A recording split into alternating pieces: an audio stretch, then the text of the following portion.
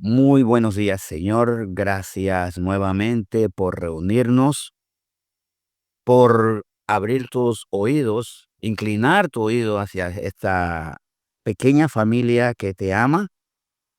Y gracias porque tú abrirás nuestro entendimiento para que comprendamos no, tu instrucción para nuestra vida. Tu instrucción, tu mandato, con todo lo que es exhortación, amonestación, con todo lo que tú nos quieres mostrar, tus mandatos, tus promesas. De hecho, Señor, qué bueno poder discernir también esto. Y yo te pido hoy algo muy especial, que nos lleve a discernir el mandato como prioritario, como algo que yo no le puedo poner tiempo. El mandato debe ser inmediato y debe ser permanente. Yo no puedo decir, bueno, algún día, pero hay algo que sí es algún día y el que yo tampoco le puedo tener tiempo. Es el cumplimiento de la promesa. El mandato es lo que tú requieres de mí. La promesa es lo que ofreces tú a mí. El mandato inmediato. La promesa cuando tú decides. De hecho, hasta muéstranos si no es por la negligencia del mandato, de no cumplir tu mandato, estamos retrasando el cumplimiento de tu promesa. Porque pedimos muchas cosas, como ser mi pastor y que nada me falte. Pero para eso debo ser tu oveja y seguirte, porque no vaya a ser que el momento que tú estás proveyendo a las ovejas, nosotros estamos más bien dialogando con los lobos, alejados. Cuando nos quieres llevar a senda de justicia, nosotros estamos en otra senda, la de la injusticia por elección propia. Y cuando andamos en estas sendas de injusticia, cuando dialogamos con lobos y no con el pastor de las ovejas, cuando somos renuentes, cuando somos negligentes para cumplir tu mandato. Enséñanos hoy la necesidad de ser no negligentes, diligentes y constantes en cumplir tu mandato, y cómo ser pacientes y sabios, muy espirituales, para esperar la promesa. Tú tienes los tiempos, no nosotros. Y de hecho yo te pido perdón porque muchas veces nosotros ponemos los tiempos tuyos. Lo que tú dices para mí, cuando yo quiera. Y lo que tú prometes para mí, ya lo quiero. Es más, el ya lo demandamos muchas veces en la promesa, pero lo negamos en el cumplimiento de nuestros mandatos. Señor, gracias por lo que hoy nos vas a instruir. Danos la sabiduría, damos toda la sabiduría que necesitamos para poder vivir la palabra obedientemente, pero ¿cómo la podemos obedecer? Cuando la comprendemos. Porque también puede ser que haya desobediencia por incomprensión, mas la incomprensión tampoco es válida como una excusa cuando tenemos el Espíritu Santo que nos enseña todas las cosas. Y tu palabra que nos guía también y nos limpia de la desorientación de las mentiras. Señor, gracias por lo que hoy nos va a enseñar, lo cual bendecimos toda tu enseñanza en nombre de Jesús. Amén. Muy bien, gracias por conectarse. Y hoy vamos a examinar una meditación que curiosamente, como el título surgió de lo que le inspiró. ¿Cómo así? Pero eso está enredado. Bueno, les voy a explicar con el título y cómo este título parte de lo mismo que quiero enseñar. Dice hoy la palabra: cuando oro, comprendo más. Cuando oro, comprendo más lo que vivo, comprendo más lo que hay en mi corazón, lo que hay en el corazón de los demás, comprendo más las circunstancias. ¿Y por qué creo que cuando oro comprendo más? Porque este tema surgió en medio de la oración. Orando comprendí más, comprendí muchas cosas. De hecho, el tesoro de la oración. Y no es que solamente oremos y no leamos la palabra, tiene que ser una cosa como la otra. De hecho, cuando yo oro y he honrado la palabra conociéndola, el Señor me habla frecuentemente recordándome su propia palabra, pero me enseña también el sentido de la palabra de Dios. Me enseña cómo Él me quiso hablar por medio de esa palabra y no tal vez como yo he comprendido lo que está escrito en la Biblia. Cuando oro, comprendo más las escrituras. Cuando oro, comprendo más las circunstancias que vivo. Cuando oro más lo que está en mi corazón. Cuando oro, comprendo más lo que está en el corazón de las otras personas. Cuando oro más, entiendo más. Por tanto, orar menos puede afectar, por supuesto, afecta a mi entendimiento. Pero sobre todo, cuando oro para escuchar, porque hay gente que puede ser que ore por años. Hay gente que ora todas las mañanas. Uno le escucha bendiciendo, entregando. ¿Y por qué no aprenden más? Y esto poniendo también como una meditación, porque tal vez solo hablo, pero no escucho. Porque para comprender algo nuevo tiene que llegar a mi mente. Pero si mi mente está llena de mis pensamientos, ahí no cabe nada. No entra, entre pensamiento y pensamiento humano no entra la voluntad de Dios. Y en efecto, hay muchas situaciones que he comprendido mejor cuando vamos a Salmo 73 y hablemos de un personaje que comprendió lo que su alma no entendía. Este salmo famoso de Asaf, de director de orquesta, salmista, que se consagraba al Señor, habla de cómo, por medio de la oración, él comprendió lo que su alma no entendía.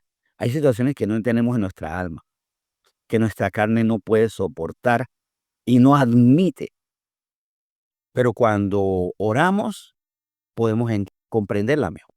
Y él estaba viviendo algo muy fuerte y que todos hemos vivido, todos aquí hemos vivido. Yo sé que cada quien tiene vida diferente, cada quien tiene sus propias cosas, cada quien tiene sus propias condiciones, pero en algo sí le puedo decir que todos compartimos, todos estamos viviendo igual, y es que todos hemos visto a los malos prosperar, ¿sí o no? Todos hemos visto a los malos, desde los líderes mundiales, de políticos del país, presidentes, diputados, representantes, empresarios que siempre hacen mal y parece que no ocurre nada. Y eso él lo tenía indignadísimo. Es más, rescato de Asaf que estuviera indignado, porque lo malo es cuando me gusta eso, o cuando incluso peor, lo envidio. Porque hay personas que le indigna que los malos hagan mal. Y hay otros que le indigna que ellos no están con los malos haciendo el mal. O más bien que no pueden ocupar el sitio de ellos porque ellos están haciendo las suyas. Y detestan esos malos, o más bien la posición que ocupan esos malos porque en el fondo quisieran ejercerla ellos. Por eso es que usted ve cuántos políticos decepcionan, ¿no? Lucharon contra la corrupción y después cuando entraron, ¿por qué se volvieron corruptos? Ya estaban corruptos. Lo que ellos luchaban contra ese corrupto que no le daba hacer. O se dejaron envanecer también. Pero Asaf no vivía esa condición. Él sí no estaba por denme espacio a mí, es que detesto que ellos sí y yo no puedo participar en esa corrupción. Él rechazaba esto. Y eso lo llevó a un clamor donde en medio del clamor, que es esa oración apasionada, comprendió más y mejor las cosas. Dice Salmo 73, versículos 17 y 18, repito, Salmo 73, versículos 17 y 18. Hasta que entrando en el santuario de Dios, comprendí el fin de ellos. Ciertamente los has puesto en deslizaderos, en asolamientos los harás caer. Él sufría por el presente malvado, mas el Señor le advirtió sobre el futuro desafortunado, gravísimo, que tendrían a menos que se arrepintieran. Este era el tiempo para ellos, ese momento donde ellos tenían que arrepentirse o no. Porque si no se arrepentían, ese bienestar temporal se iba a volver un castigo eterno. Y cuando yo comprendo eso y lo comprendo con el sentir de Dios, no solo no caigo en la tentación, ay, a mí me hubiera, si yo pudiera, yo estaría en la misma, sino que hasta me produce pavor, me produce tristeza. Y ahí, en vez de la queja, se convierte esto en una súplica, en un ruego. ¿Cuándo ha sido la última vez, interesante, que hemos rogado por aquel malvado se arrepienta para que no se pierda? Porque El Señor Jesús lo dijo muy claro: "Orad por quienes os ultrajan y os persiguen". También por quienes les ultrajan su vida a través del robo, del abuso. Cuando quienes oran, cuando quienes ultrajan y persiguen a los cristianos de Nigeria, por ejemplo, siguen haciéndolo, y nuestro clamor es ante ese presente donde ellos se sienten vencedores. Señor, llévalos al arrepentimiento, porque si no llegará el momento en que los pondrás en deslizaderos y en asolamiento los harás caer, Señor. Más bien, no te podemos decir a ti: "Perdónalos en su injusticia". O sea, sí, perdónalos, pero no premies su injusticia, porque tú no puedes premiar la injusticia, porque tú no premias la injusticia, porque tú eres justo. Más bien, llévalos al arrepentimiento para que gocen de tu justicia por un auténtico arrepentimiento. En ese mismo Salmo 73 vemos ya que él comienza a cambiar, a entender más. Se deja agobiar por el presente porque tiene una visión del futuro. Es más, no solo el futuro, sino de la eternidad. Pero eso también lo puede y lo debe llevar a uno al entendimiento de lo que le espera a uno también, en este presente y este futuro, y eso lo vemos en ese salmo mismo, en el Salmo 73, en el versículo 28. Mira, él mirando a los demás, y en Salmo 73, ya para las finales, ya despidiéndose, este salmo llega a esta revelación, a este entendimiento que también lo saca de estar mirando solamente a los malos y el presente, y más mirar a Dios, que es bueno, y el futuro, y con eso la eternidad. Dice Salmo 73, 28: "Pero en cuanto a mí, el acercarme a Dios es el bien. He puesto en Jehová, el Señor, mi esperanza, para contar todas tus obras". Él entonces también se hace responsable de su propia vida, porque a veces no nos hacemos responsables de nuestra vida, de nuestro sentir, por estar mirando el mal de los demás. En cuanto a mí, ¿qué es lo que yo debo hacer? Acercarme a Dios. Eso es lo que es bueno. Pero para acercarme a Dios tengo que dejar de acercarme y estar mirando la maldad tanto de los otros. Tengo que mirar para clamar. Tengo que mirar para defender. Claro, yo tengo que mirar el mal porque el mal tiene víctimas y librar a las víctimas. Si tengo que en el plano natural hacer denuncias, llevar ante la justicia a los malvados, puedo hacerlo, debo hacerlo. A los otros, a las víctimas, sacarlas de ahí, restaurarles el corazón, sanarlos, están quebrantados, destruidos, pero no me puedo fijar solamente en los malos. Es más, tengo que guardarme en santidad para tener un corazón puro, no dejar que ellos me arruinen a mí. Solamente miro hacia ellos para clamar por ellos y para ver cómo rescato a las víctimas de ellos.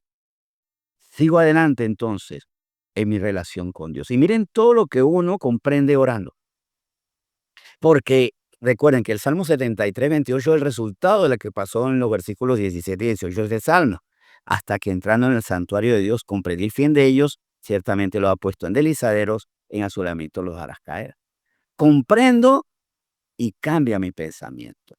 En Jeremías 33:3 también queda claro, porque puede ser que tengamos dos conceptos equivocados acerca de el entender y la oración. Un pensamiento equivocado es: solamente leyendo la palabra yo puedo entender a Dios. Solamente. Claro que leyendo la palabra comprendemos a Dios, pero solamente por eso Él nos dio su palabra y su espíritu. El otro pensamiento equivocado es que la oración es solamente para yo hablar. Abro mi boca, pero cierro mis oídos. No, la oración es para escuchar, para entender, para que cambie lo que yo hago. Porque muchas veces comienzo yo a hablar entregando una causa, como estaba haciendo Asaf en el Salmo 73. Y el Señor me va cambiando, no me va quitando de la causa, va purificando la causa. Y entonces, en vez de decir: "Señor, estos son malvados", es más, llévalos al arrepentimiento, porque van a caer si no se arrepienten y se van a condenar. Y ahí comienza a cambiar mi corazón de odio, de molestia, de indignación, porque tal vez no sea odio, pero sí indignación, a misericordia, a amor. Dice dice Jeremías, capítulo 33, versículo 3: "Clama a mí y yo te responderé y te enseñaré cosas grandes y ocultas que tú no conoces. ¿Se acuerdan que yo le había dicho que hay dos errores? Primero, que solamente puedo aprender leyendo Biblia. Pero es que aquí él dice, clama a mí, yo te responderé. No dice, lee las escrituras y yo te responderé. Solo si abres el libro de la vida, yo te hablaré. No, dice, clama a mí como otra forma, clama a mí y yo te responderé. Solamente la Biblia enseña. Claro que la Biblia enseña, es el libro máximo de que inspirado por el máximo autor que puede haber, que es el Espíritu Santo. Bien, pero aquí también en la oración, nuestro Dios que nos ama nos dice, y te enseñaré cosas grandes y ocultas que tú no conoces. Y eso es producto del clamor. Nuestro Dios nos ama. Esto debe estar bien claro. A ese Dios que nos ama vamos a preguntarle, porque yo te responderé porque yo le pregunto. Pero ahí es donde voy al otro error. ¿Mi oración es para preguntarle o solo para ponerle la lista de tareas? Porque a veces oramos para poner la lista de tareas. Y quiero que me bendigas a esta persona, me bendices a esta, me la bendices a esta, bendícemela bastante. ¿Ah? Mucho. Dale trabajo a este, dale trabajo a esta. Que está bien pedir por esas cosas, pero no solamente le puedo poner la lista. Digo, pónganse en lugar de relación padre-hijo. No es legítimo que un hijo solamente le diga a mamá, a papá, necesito esto, necesito, y no le escuche. Eso es tener una relación utilitaria, solamente para que me brindes cosas. Y eso no es legítimo. Más bien, clama a mí y yo te responderé. ¿Pero por qué me responde el Señor? Porque yo le pregunto, porque presto atención. ¿Y por qué me enseña? Porque presto atención al Maestro, quiero aprender de él. En Salmo 19:14, miren esto, lo que ocurre cuando yo tengo un acercamiento con Dios. Me acerco a Él por medio de la palabra, sí, porque este es versículo de Salmo 19:14, se puede aplicar, no, eso pasa con la palabra, solo con la Biblia. Pero si yo lo asocio a Jeremías 33:3, que si yo clamo en una oración apasionada, Él me responde, entonces también aplica que el Señor me enseña por medio de la palabra y de su espíritu en la oración. Dice Salmo 19:14. Sean gratos los dichos de mi boca y la meditación de mi corazón delante de ti, oh Jehová, roca mía y redentor mío. El Señor hace grata la palabra que sale de mi boca. Cuando yo la escucho, estando delante de Él va haciendo cada vez más agradable. Soy sensible a su voz y hace cada vez más agradable mi oración. A menos que yo solamente hable con Él para que me dé cosas. Si es así, de verdad no va a pasar mucho. Va a pasar lo mismo que, que aquel que solamente se acerca a su papá, a su mamá para pedirle cosas, pero nunca le interesa entender sus enseñanzas. De hecho, cuando una persona solamente, y esto lo pongo yo como una medida de salud mental y también de buen vínculo con las demás personas, cuando alguien solamente se acerca para pedirme cosas, yo, si puedo, le digo, sí, pero le voy hablando, le voy mostrando.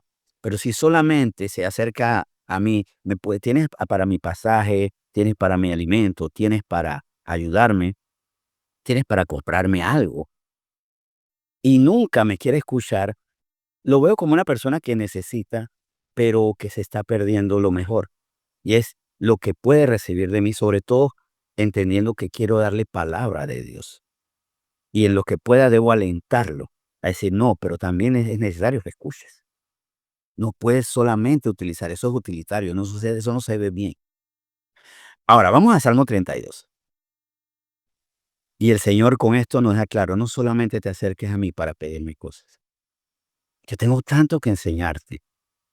Quiero hacerte sabio, quiero hacerte sabia. Déjate guiar. Tu oración no puede terminar en el momento en que solamente dices, bendice a este, bendice a este, bendice a este, dame esto, dale al otro, dale al otro. Bueno, Señor, póngase a trabajar. O sea, no se lo diríamos así de repente, pero Señor, ahí está la tarea. Y lo buscamos como proveedor y no como maestro. Dice Salmo 32, y quiero quiero que leamos desde el versículo 3. Mientras callé, se envejecieron mis huesos en mi gemir todo el día. Porque de día y de noche se agravó sobre mí tu mano, se volvió mi verdor en sequedades de verano. Mi pecado te declaré y no encubrí mi iniquidad. Dije, confesaré mis transgresiones a Jehová, y tú perdonaste la maldad de mi pecado. Por esto orará a ti todo santo en el tiempo en que pueda ser hallado. Ciertamente en la inundación de muchas aguas no llegarán ante estas a él. Recuerden que estoy con lo de la operación a la vista, de la vista, por eso es que me acerco así. No me acerco para intimidarlo, sino porque no leo. Entonces, bueno, como les decía, mientras callé, se envejecieron mis huesos. Hubo cosas que no pasaron. Pero miren que aquí hay algo muy importante de la oración. Mi pecado te declaré. A veces en nuestra oración no hay confesión de pecado o hay una confesión pobre. Yo sé que nosotros venimos a veces del orgullo y nos da pena reconocer que pecamos. También yo sé que a nosotros nos han enseñado que solamente uno se confiesa delante de un sacerdote. Yo sé que lo hemos escuchado. No, solamente la confesión. ¿Quién dijo que uno se confiesa delante de Dios? Si a usted le dice, la confesión solamente es válida dentro de un sacerdote, o delante de un sacerdote, dígale, no, con mucho cariño, Salmo 32, el salmista dice, mi pecado te declaré. Y más adelante dice el mismo versículo 5, confesaré mis transgresiones a Jehová. O sea, la confesión a Dios es bíblica, es bíblica. Tenemos que confesarle a Él, sí. Y Él a nosotros nos muestra. Mira que Él no pone intercesores.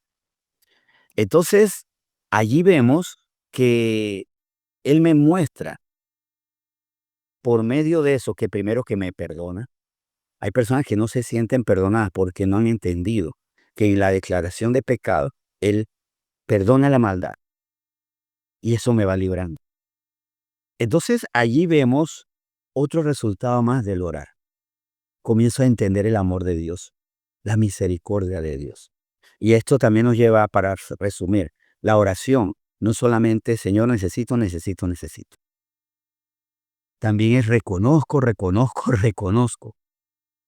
Qué bonito que por lo menos antes de la reunión nosotros tenemos 30 minutos antes de la reunión de fin de semana, de la reunión familiar, 30 minutos de confesión de pecado, que les digo es el momento más importante para lo que viene, o sea, para iniciar es el comienzo más importante, reconocer, limpiar nuestros oídos, nuestro corazón. No solamente orar para pedir, es para confesar y para escuchar y entender mejor así y hacer de nuestro corazón algo mucho más sano. Oremos. Señor, muchas gracias porque tú quieres que oremos más, pero también esto es algo que hemos meditado en otra ocasión, con más calidad. Oremos más y mejor. Y que hoy meditemos. ¿Nuestras oraciones son para que tú nos enseñes o solamente para ponerte tareas? ¿Oramos solamente para decirte nuestras necesidades o también para confesar nuestros pecados? Y confesamos nuestros pecados para reconocer que están mal y no para culpar a otros. Y confesamos nuestros pecados para, recibiendo el perdón, ya no volver a pecar.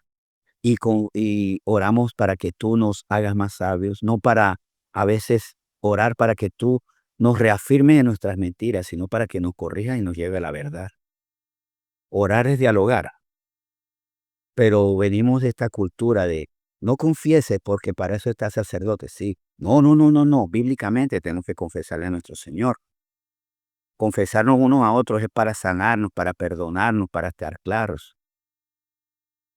Y también lo otro, para ser más entendidos, para entender mucho más, para entender la verdad que nos hace libres, para entender y ser cada día más sabios en nuestras decisiones. Y por esa sabiduría en nuestras decisiones dar mayor calidad de vida y no admitir la injusticia, es más librarnos de ella a nosotros y a los demás. Señor, te damos muchas gracias por esta enseñanza hoy en nombre de Cristo Jesús. Amén.